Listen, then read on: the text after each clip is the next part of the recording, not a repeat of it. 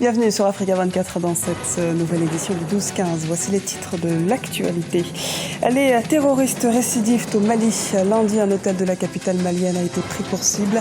2 autres attentats, tous deux revendiqués par Al-Morabitoun, avaient frappé le pays le 8 août 2015 à Sévaré et le 6 mars à Bamako.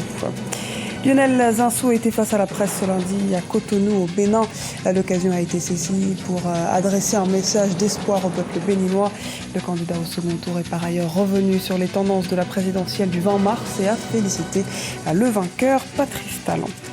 Le camp du oui revendique la victoire au Sénégal. Les partisans du président sénégalais Macky Sall ont animé une conférence de presse ce 21 mars.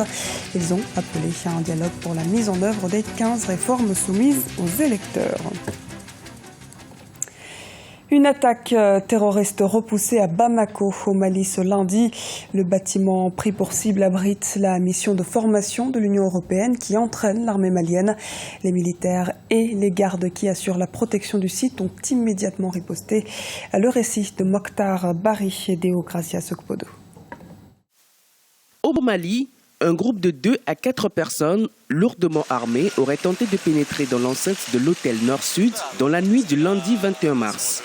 Tout commence aux environs de 18h30 lorsque des individus ont ouvert le feu à l'entrée de l'hôtel qui abrite la mission de l'Union européenne chargée de la formation de l'armée malienne. Les tirs, vraiment, ça a duré au moins 2 heures de temps, selon ce que j'ai remarqué. Et les forces, mais c'est des tirs qui ne sont pas spontanés, quoi. Bon, les forces sont arrivées vite. Ils sont arrivés vite sur le lieu. Donc après le bruit des coups de feu, on a vu beaucoup de forces qui sont arrivées sur le lieu, quoi. Et aujourd'hui, là maintenant, il n'y a plus personne dans la rue. On vous a demandé de rentrer, vous abriter? Oui, bon, on m'a demandé de faire ça, de rentrer. Donc je suis rentré un moment après, comme le calme est revenu, donc je suis revenu à mon poste, quoi.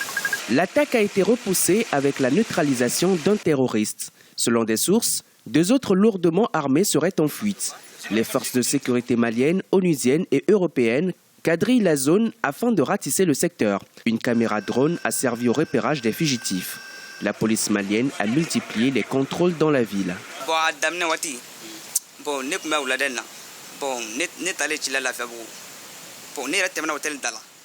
Moi, j'étais des passages devant l'hôtel vers l'après-midi. J'ai parti pour Lafiabougou. À mon retour, arrivé au niveau du rond-point Boujiba, on nous a dit que l'hôtel Nord-Sud a été attaqué et qu'on doit rester sur place. Après, on a contourné pour passer vers la route qui mène au bureau du vérificateur général. On a vu aussi les policiers du 14e arrondissement qui étaient sur leur pied de guerre. On les a vite tirés. Après, ils nous ont dit que c'était un jeune qui a attaqué l'hôtel.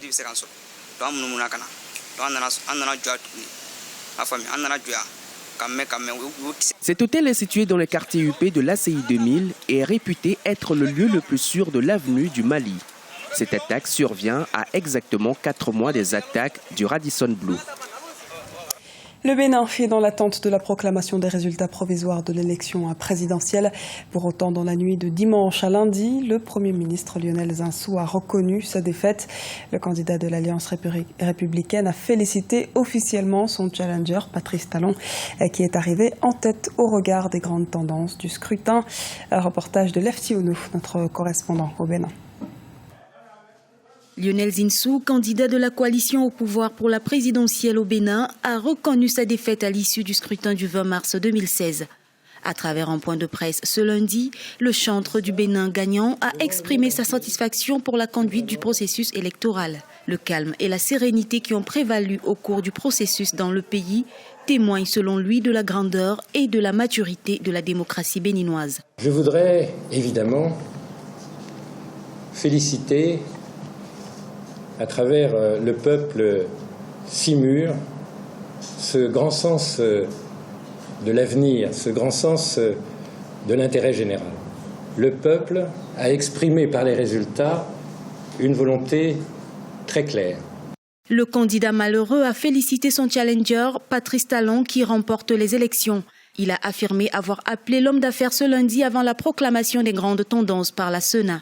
Pour le Premier ministre Lionel Zinsou, Patrice Talon est le président de tous les Béninois. Il a aussi exprimé sa reconnaissance à l'endroit de son électorat. Le nouveau président peut réussir, il doit réussir, il va réussir. Je voudrais remercier tous les électeurs qui m'ont fait confiance. C'est avec respect et humilité que je les remercie. Nommé Premier ministre en juin 2015, Lionel Zinsou entend continuer à mettre ses compétences au service de la nation béninoise afin d'accompagner l'élan de développement du pays. Pour lui, l'ultime motivation de sa candidature était de servir sa patrie, le Bénin. Un reportage commenté par Idelette Mirabel Bissou. Le projet de révision constitutionnelle validé au Sénégal, alors que les résultats officiels ne sont pas encore tombés, le camp du oui, celui du président Macky Sall, revendique officiellement la victoire et évoque 55% des suffrages pour le oui. Le camp du non n'a pour le moment pas réagi officiellement à cette victoire revendiquée par les opposants. On fait le point avec Idelette Mirabel Bissou. Le peuple sénégalais a tranché le débat en leur faveur. C'est ce qui ressort d'une conférence de presse animée ce lundi 21 mars 2016 à Dakar, au lendemain du référendum constitutionnel au Sénégal. Sur les 45 départements qui composent le pays, le oui l'aurait remporté sur les 43. Un plébiscite pour le mandat du président Macky Sall, selon eux. Pour le camp du oui, l'enjeu se situait autour des 15 propositions. Le camp du non, qui s'est élargi à d'autres forces qui ne sont pas forcément des forces politiques traditionnelles, a donné une lecture et a positionné les enjeux au-delà ou en deçà du référendum. Ce projet de constitution a été adopté par plus de 50% des quelques 5 millions d'électeurs. À présent, les partisans du président Macky Sall appellent un dialogue sans condition pour la mise en œuvre de ces 15 réformes constitutionnelles. Il est bien évident que sur les 15 réformes, certaines, comme le Haut Conseil des collectivités locales, le statut de l'opposition, lorsque ces réformes devront être opérationnalisées par des lois, par des règlements, par des décrets, etc., il est bien entendu que l'opposition sera invitée à venir discuter de ces questions-là. Il faut simplement souhaiter qu'elle ne nous dise pas « libérez Karim d'abord », pour que nous puissions venir. Les Sénégalais étaient appelés aux urnes le 20 mars 2016 pour se prononcer sur les réformes proposées par le président Macky Sall, principalement le passage du septennat au quinquennat à partir de 2019. 1,7 milliard de dollars, c'est le montant des recettes générées par le tourisme en Éthiopie au cours des 6 derniers mois. Les recettes touristiques ont connu une augmentation de 15% par rapport à l'ensemble du chiffre d'affaires de la période. L'Éthiopie prévoit d'attirer 2 millions de touristes étrangers grâce à l'application du plan pour la croissance et la transformation, le développement des infrastructures et l'expansion des hôtels dans les destinations touristiques ont également contribué à augmenter le flux touristique. Fait dans un même temps face à la sécheresse, près de 10 millions de personnes, dont 400 000 enfants, pourraient être menacés de malnutrition. Jamais depuis un demi-siècle, le pays n'avait connu une telle situation. En cause, la persistance d'El Niño, un phénomène climatique qui bouleverse le cycle des pluies dans plusieurs régions du continent africain. Les précisions de Deo Gracias Podo.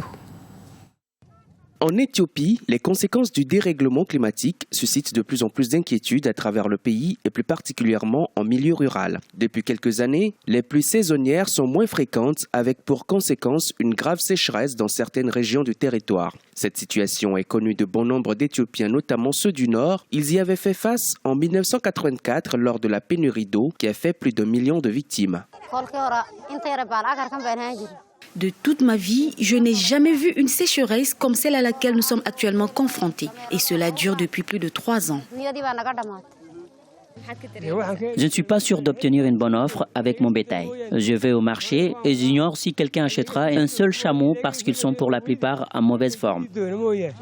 Pour faire face à la situation, les autorités éthiopiennes ont sollicité auprès des partenaires au développement une aide financière de près d'1,5 milliard de dollars. Selon les analystes, plus de 7 millions de personnes seraient actuellement victimes d'insécurité alimentaire. Ce nombre pourrait augmenter si des mesures urgentes ne sont pas prises d'ici mai 2016. D'après les chiffres publiés par les Nations Unies, près de 10 millions de personnes, dont 400 000 enfants, pourraient être menacées de malnutrition en raison également de la persistance d'El Niño, un phénomène climatique qui bouleverse le cycle des pluies dans plusieurs régions du continent. Bien que l'Éthiopie ait enregistré une forte croissance au cours des 10 dernières années, la pauvreté demeure remarquable. Depuis 2005, l'Éthiopie fait partie des États africains non pétroliers qui connaissent les plus forts taux de croissance, soit en moyenne 10% par an. Ce journal a été réalisé par l'ensemble de la rédaction. Nous vous remercions pour votre fidélité. Dans un instant, une nouvelle édition de l'actualité sur Africa 24.